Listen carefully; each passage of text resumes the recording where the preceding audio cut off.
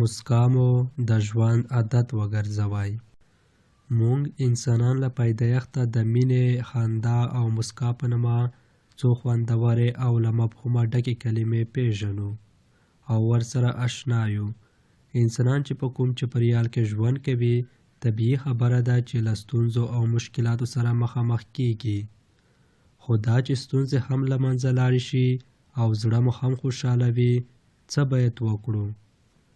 باوري اوسئ که بل څوک په ستونزه کې راګیر و او تاسو ورته خوږه مسکا وکړه او د ستونزې د حل لاره مو ورته وښوده، تاسو د نړۍ مهربانه او زړه سوانده انسان یاست.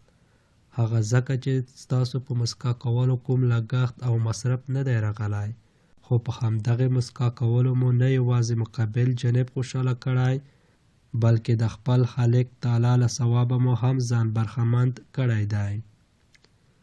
ځینې انسانان خالق تعالی فطرتي داسې پیدا کړي وي چې تل یې پر شونډو باندې مسکا خوره وي، اما ځینې انسانان بیا فطرتي داسې وي چې ته به وایې د دنیا انسانان ده وژلي او تا هم وژني.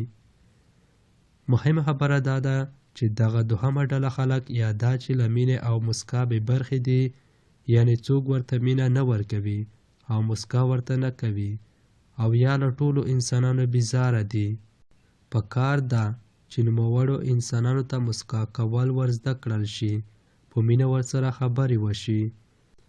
باوري اوسئ که یو انسان هر څومره تند مزاجه وي، که په مسکا او مینه ورسره تل خبرې وشي، تند مزاجي به یې د وخت په تېرېدو سره له منځه لاړه شي. دا هغه خبرې دي چې په ژوند کې مو بار بار تجربه کړي دي او را باندې تېرې شوي دي. ځینې پوهان دا خبرې کوي چې مسکا کوم لګښت نه لري، ولې ګټه یې زیاته ده. دا خبره د کاڼي کرښه ده.